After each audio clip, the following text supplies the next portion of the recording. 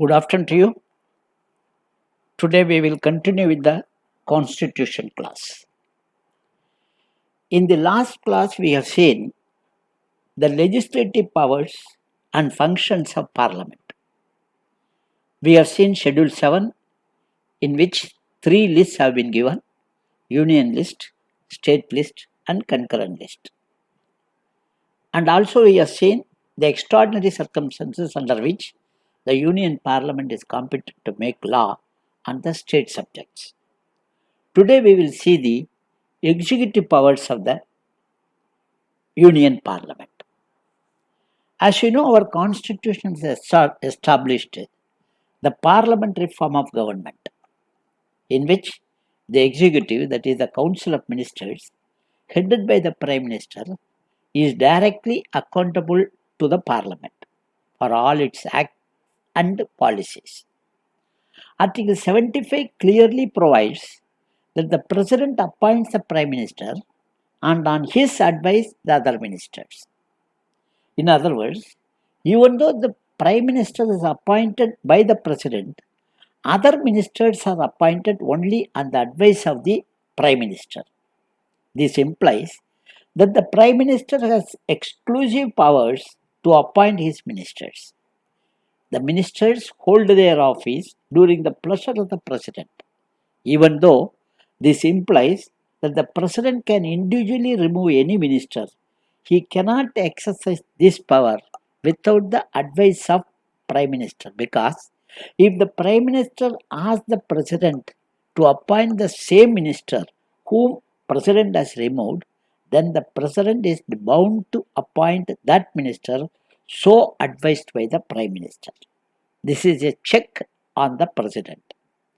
In addition, it has also been laid down that the Council of Ministers is collectively responsible to Lok Sabha, which implies that the Lok Sabha can at any time remove the Council of Ministers from office by passing an adjournment motion, or by passing a policy cut motion, or by passing adjournment motion, or by rejecting a motion of thanks on the inaugural address of the President, or by rejecting a money bill, or by defeating the government on any vital issue. This is the greatest weapon in the hands of the Union Parliament to control the executive. So, this is a very effective method through which the legislature controls the executive. Another point which you should remember is, that the Council of Ministers, headed by the Prime Minister, is collectively responsible to Lok Sabha. The principle of collective responsibility means that the Council of Ministers, as a body, as a team, is accountable only to Lok Sabha for the general conduct of affairs of the government. The Council of Ministers functions like a team, and all the decisions taken by the Cabinet are joint decisions of all the members of the Cabinet.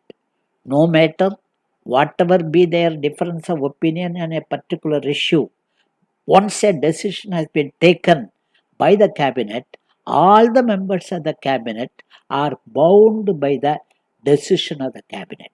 They have to support the Cabinet decision.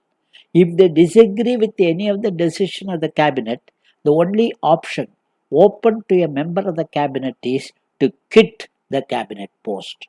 He cannot remain within the Cabinet and oppose the Cabinet decision. In other words, he has to sink or sail along with the Cabinet, and he cannot have the cake and eat it too. By remaining in the Cabinet and opposing the Cabinet decisions, he is not a part of parliamentary form of government. Secondly, another point, important function of Lok Sabha is the main chamber which provides the members of Council of Ministers, including the Prime Minister. Including the Prime Minister, the Lok Sabha is the main chamber which provides the members of Council of Ministers. No doubt, a Rajya Sabha member can also become the minister, even Prime Minister, but it is very rarely. Normally, The members of Lok Sabha are chosen as the members of Council of Ministers. This is another point where you have to remember. Secondly, Parliament exercises the control over executive through various methods. What are the methods? We have seen in the parliamentary procedure, like questions, short notice question, starred questions, half an hour discussion, and what is known as short duration discussion, calling attention motion, adjournment motion, censure motion, cut motions, etc. These are all the various methods through which the parliament controls the executive. Parliament also oversees the activities of the executive with the help of key committees like Parliamentary Committee on Government Assurances, Parliamentary Committee on Subordinate Legislation, Parliamentary Committee on Petitions, and Finance Committees, that is Public Accounts Committee, Estimate Committee, Committee on Public Undertakings, etc. These are all the various committees through which Parliament controls the executive. When before we end the class, I want to add a new issue in this. Henceforth, we will see one or two items of the current affairs also. Today, we will see what is known as Law Commission. The Union Cabinet in February 2020 approved, as you know, setting up of 22nd Law Commission with a term of 3 years. Now we should know what is Law Commission. Remember, Law Commission is a non-constitutional, non-statutory body. Non-constitutional and non-statutory body. It is constituted every 3 years. The main function is to suggest the legal response, legal advice on important matters. The first Law Commission was established during the British rule in 1834, underline 1834, by the Charter Act of 1833. So, Charter Act of 1833 and the first Law Commission was appointed during the British period in 1834. Then who was the first chairman Law Commission? Lord Macaulay.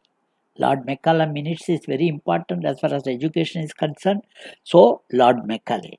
The first Law Commission in independent India was established in 1955. Another important factor, MCQ, another important factor. First Law Commission of independent India was established in 1955. Who was the first Indian chairman? M.C. Chattalwad. M.C. Chattalwad, the legal illuminary. He was the first chairman. Law Commission consists of one full-time chairman, and normally a retired judge of High Court or retired judge of Supreme Court or retired Chief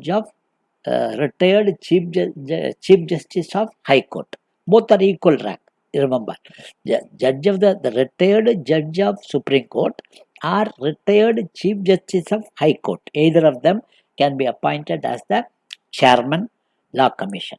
It has 4 full-time members and Secretary Department of Legal Affairs as ex officio member, and Secretary Legislative Department is also an ex officio member. Not more than 5 part-time members are also included. The term is 3 years, and they are expected to review all the laws which are available and remove all the redundant laws and repeal it, suggest for repealation. And similarly, remember, most importantly, the abolition of capital punishment was recommended by Law Commission. Similarly, Uniform Civil Code, regarding Uniform Civil Code, they made a wonderful recommendation. And like that, very important decisions have been suggested by the Law Commission in the past. And so far, they have submitted nearly 277 reports. The present chairman was the Justice B.S. Chauhan. That was for 21st Law Commission. 22nd Law Commission chairman is still to be appointed. Though many names are going around, no dignitary has been appointed so far as the chairman Law Commission. So with this we will end the class. We will continue with the class. Next is financial powers of the Union Legislature. We will see in the next class. Simultaneously, we will see one or two items of general studies also. Current affairs, Indian polity with reference to current affairs we will see. Thank you.